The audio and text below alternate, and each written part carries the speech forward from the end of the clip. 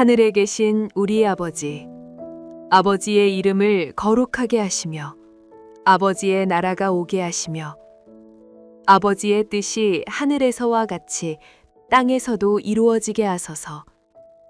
오늘 우리에게 일용할 양식을 주시고 우리가 우리에게 잘못한 사람을 용서하여 준 것 같이 우리 죄를 용서하여 주시고 우리를 시험에 빠지지 않게 하시고 악에서 구하소서.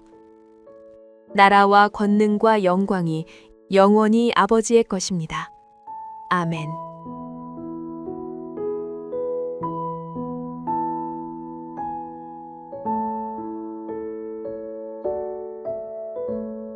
예수께서 거기에서 떠나가실새 두 맹인이 따라오며 소리질러 이르되 다윗의 자손이여 우리를 불쌍히 여기소서 하더니 예수께서 집에 들어가심에 맹인들이 그에게 나아오거늘 예수께서 이르시되 내가 능히 이 일 할 줄을 믿느냐 대답하되 주여 그러하오니다 하니 이에 예수께서 그들의 눈을 만지시며 이르시되 너희 믿음대로 되라 하시니 그 눈들이 밝아진지라.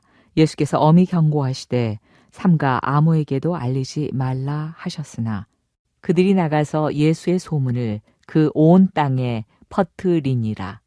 그들이 나갈 때 귀신 들려 말 못하는 사람을 예수께 데려오니 귀신이 쫓겨나고 말 못하는 사람이 말하거늘 무리가 놀랍게 여겨 이르되 이스라엘 가운데서 이런 일을 본 적이 없다 하되 바리새인들은 이르되 그가 귀신의 왕을 의지하여 귀신을 쫓아낸다 하더라. 예수께서 모든 도시와 마을에 두루 다니사 그들의 회당에서 가르치시며 천국 복음을 전파하시며 모든 병과 모든 약한 것을 고치시니라. 무리를 보고 불쌍히 여기시니 이는 그들이 목자 없는 양과 같이 고생하며 기진함이라. 이에 제자들에게 이르시되 추수할 것은 많되 일꾼이 적으니 그러므로 추수하는 주인에게 청하여 추수할 일꾼들을 보내주소서 하라 하시니라.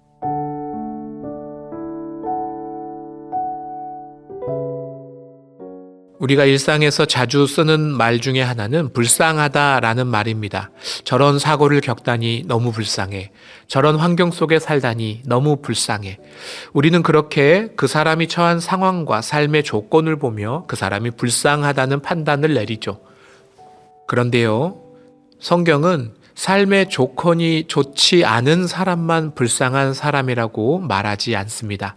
삶의 조건이 좋아도 불쌍한 사람이 있다고 말입니다. 오늘 본문에서는 연달아서 세 부류의 사람들이 등장합니다. 앞을 보지 못하는 두 맹인, 말하지 못하는 귀신 들린 사람, 그리고 당시에 종교 지도자였던 바리새인들입니다. 삶의 조건으로만 보면 누가 제일 불쌍할까요? 당연히 맹인이고 귀신 들린 사람이 불쌍할 것입니다. 그런데 성경은 우리의 시선을 전혀 다른 곳으로 옮겨줍니다. 먼저 맹인을 살펴볼까요? 9장 27절 말씀입니다. 예수께서 거기에서 떠나가실새 두 맹인이 따라오며 소리질러 이르되 다윗의 자손이여 우리를 불쌍히 여기소서 하더니 아멘. 맹인은 말 그대로 앞을 보지 못하는 사람들입니다. 그러나 그들은 예수님의 소식을 들을 수 있는 귀는 가지고 있었던 것 같습니다. 수많은 사람들이 고침받았다는 소문을 듣고 믿음이 생긴 맹인들은 보이지 않는 눈으로 수많은 무리들을 헤치고 나아가 간절함을 담아 외칩니다. 주여 우리를 불쌍히 여기소서. 나를 불쌍히 여기소서라는 이 외침에는 절대적인 절망이 담겨 있습니다. 나의 힘으로는 내 삶을 바꿀 수 없다는 전적인 절망이죠. 그러나 오늘 이 맹인들의 절망은 결코 부정적인 것만은 아닙니다. 그들의 절망이 예수님께 나아가도록 그들을 이끌었기 때문입니다. 그들은 절망 속에 예수님을 찾았습니다. 보이지 않는 눈을 더듬어 수많은 사람의 소리보다 더욱 크고 간절하게 외칠 수 있었던 것은 그들이 그들의 힘으로는 그들의 삶을 구원할 수 없다는 절망 때문이었습니다. 그 절망 속에 피어난 믿음이 바로 그들을 예수님께 이끌었고 그들을 구원받는 은혜로 이끌었던 것입니다. 사랑하는 여러분, 하나님을 진실로 신뢰하는 믿음은 언제나 나는 할 수 없다는 절망에서 출발하기 마련입니다. 맹인들은 내 힘에서 나를 구원할 수 있다는 영적 절망에서 참된 소망이신 주님을 발견했습니다. 어떤 면에서 그들의 육신의 눈은 어두웠지만 그들의 영적인 눈은 열려 있어 진리를 발견할 수 있었던 거죠. 그렇게 맹인들이 고침받고 떠나가고 두 번째 사람이 등장합니다. 이 사람은 귀신 들려 말 못하는 사람입니다. 의사소통이 안 된다는 것, 또 영적으로 누군가에게 짓눌려 사로잡혀 있다는 것, 얼마나 절망적이고 불행한 인생입니까? 그러나 그 사람 또한 절망 속에서 참 소망이신 예수님을 만나게 됩니다. 우리 마태복음 9장 32절, 33절 말씀 함께 읽겠습니다. 그들이 나갈 때에 귀신 들려 말 못하는 사람을 예수께 데려오니 귀신이 쫓겨나고 말 못하는 사람이 말하거늘 무리가 놀랍게 여겨 이르되 이스라엘 가운데서 이런 일을 본 적이 없다 하되 아멘. 이전의 맹인들은 스스로 불쌍히 여겨달라고 자기 목소리로 외칠 수 있는 사람이었으나 이 귀신 들린 자는 자기 목소리조차 상실해버린 사람입니다. 불쌍히 여겨달라고, 나 좀 봐달라고 말하지도 못하는 모든 억압당하는 자들을 상징하는 존재이지요. 그러나 도와달라고 말할 수조차 없는 이 사람을 불쌍히 여긴 주변의 사람들이 있었습니다. 그들의 도움을 받아 이 말 못하는 자도 예수님 앞으로 나아오게 되고 마침내 치유를 받습니다. 절망스러웠고 불행했던 그들의 삶의 조건이 예수님을 만나는 통로로 사용되게 된 것입니다. 육신의 눈이 어두운 자도, 육신의 입이 열리지 않은 자도 고침을 받고 예수님을 만났습니다. 반면 육신의 눈은 멀쩡하지만 제대로 보지 못하는 사람들도 있습니다. 육신의 입은 멀쩡하지만 진리가 아닌 거짓말만 하는 사람도 있습니다. 바로 이후에 등장하는 바리새인들입니다. 9장 33절, 34절 말씀입니다. 귀신이 쫓겨나고 말 못하는 사람이 말하거늘 무리가 놀랍게 여겨 이르되 이스라엘 가운데서 이런 일을 본 적이 없다 하되 바리새인들이 이르되 그가 귀신의 왕을 의지하여 귀신을 쫓아낸다 하더라. 아멘. 이들의 눈은 멀쩡합니다. 그들은 귀신 들리지도 않았고 말도 잘하는 사람들입니다. 성경도 잘 알았고 사회적 지위도 충분했고 당대의 거룩한 자들로 인정받는 사람들이었습니다. 그들은 그 좋은 삶의 조건을 갖고도 예수님을 알아보지 못합니다. 단지 못 본 것이 아닙니다. 사실은 의도적이고 악의적으로 왜곡하며 귀신을 핑계로 거짓말을 퍼뜨립니다. 예수님으로 말미암아 자기들이 지금까지 누리던 종교 권력과 사회적인 특권이 빼앗길까 두려워하며 예수님을 적대하는 것이죠. 너무나 모순적이지 않습니까? 누가 봐도 불행한 삶의 조건을 가졌던 맹인과 귀신 들린 자는 그 절망을 통해 예수님을 만났는데 누가 봐도 좋은 삶의 조건을 가진 바리새인들은 그 삶의 조건들 때문에 예수님을 만나지 못한다는 것입니다. 그들은 멀쩡한 눈을 예수님을 흠잡는 데 썼고 멀쩡한 입으로 거짓말을 지어냈으며 가지고 있는 모든 지위를 동원해 예수님께 대항했습니다. 끝내는 버림받을 사람들인 거죠. 여러분, 누가 불쌍한 사람입니까? 오늘 본문에 숨겨진 비밀이 있습니다. 오늘 본문은 27절에 나를 불쌍히 여기소서라는 맹인의 외침에서 시작해 36절에 무리들을 불쌍히 여기시는 예수님의 마음으로 끝납니다. 불쌍히 여기소서라는 외침과 그런 그들을 기꺼이 불쌍히 여기시는 예수님의 긍휼 사이에 바로 바리새인들이 존재합니다.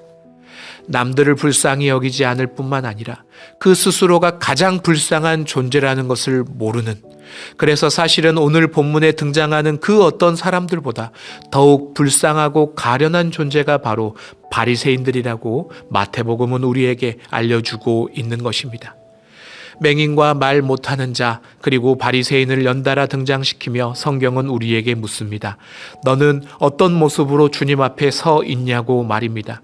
너도 보아야 할 것을 보지 못하고 말해야 할 것을 말하지 못하며 그런데도 스스로의 연약함을 아파해 보지 않는 바리새인이 아니냐고, 자기가 불쌍한지조차 모르는 바리새인이 아니냐고 우리에게 말씀하는 것입니다. 진짜 불행한 사람은 앞을 못 보는 사람이 아니라 자기가 이미 보고 있다고 착각하면서 다른 것을 보는 사람들입니다. 진짜 불쌍한 사람은 말을 못하는 사람이 아니라 자기가 말을 잘한다고 착각하면서 진리가 아닌 거짓을 말하고 있는 사람입니다. 신앙이 오래될수록 위험한 것이 이것입니다. 나는 이미 다 안다는 착각입니다. 나는 이미 충분하다는 교만입니다. 나는 이미 볼 수 있고 나는 이미 말할 수 있다는 그 착각과 교만이 우리를 바리새인처럼 만듭니다. 맹인은 눈을 떴습니다. 말 못하는 자는 말을 하게 되었습니다. 그러나 바리새인들은 끝까지 변하지 않습니다. 왜냐하면 그들은 자신들이 불쌍하고 절망스러운 상태라는 것을 끝까지 인정하지 않았기 때문입니다. 예수님을 찾을 필요도 갈망도 느끼지 못하는 메마른 영혼의 상태야말로 가장 불쌍한 상태라는 것을 기억하십시오. 사랑하는 베델의 성도 여러분, 여러분에게 맹인과 말 못하는 자에게 있었던 이 간절한 절망이 있습니까? 그 절망 속에서 주님밖에 없다고, 주님마저 날 불쌍히 여겨주시지 않으면 나는 아무 소망 없다고 주님께만 매달리는 믿음이 저와 여러분에게 남아 있습니까? 혹시 바리새인처럼 스스로 볼 수 있고 스스로 말할 수 있는 영적 상태라고 자만하면서 우리가 보고 싶은 것만 보고 우리가 말하고 싶은 것만 말하며 그렇게 메마른 영적 죽음을 향해 나아가고 있는 사람은 없습니까? 이 새벽 우리 안에 바리새인 같은 메마른 영혼을 대면하며 하나님의 긍휼을 구합시다. 주여 나를 불쌍히 여기소서. 그렇게 자신의 불쌍한 영혼을 대면하며 그 영혼의 주님 앞으로 나아가는 이 새벽이 되기를 소망합니다. 함께 기도합시다. 우리의 구원자 되시는 주님, 이 새벽 주님께 나아가오니 우리를 불쌍히 여겨 주시옵소서. 교회를 오래 다녔습니다. 신앙생활이 참 오래되었습니다. 그러다 보니 어느덧 하나님을 갈망하지도 하나님을 원망하지도 않는 메마르고 딱딱해진 영혼을 가져버렸습니다. 어느덧 모든 것이 익숙해지고 당연해지고 다 아는 것이 되어버렸습니다. 바리새인처럼 굳어져 가는 것이 두렵사오니 주여 우리의 메마른 영혼을 불쌍히 여겨주시고 우리 스스로 우리를 향한 애통함을 느낄 수 있도록 은혜 베풀어 주시옵소서. 그 애통함 속에서 자비로우신 주님께 어린아이처럼 매달리게 하옵소서. 우리를 긍휼히 여기시고 다시 회복시킬 주님만 의지하며 오늘 하루도 주님께 나아가오니 우리를 고쳐 주시옵소서. 예수님의 이름으로 기도드립니다. 아멘. 주신 말씀을 붙들고 더 깊은 기도와 묵상을 이어가시기 바랍니다.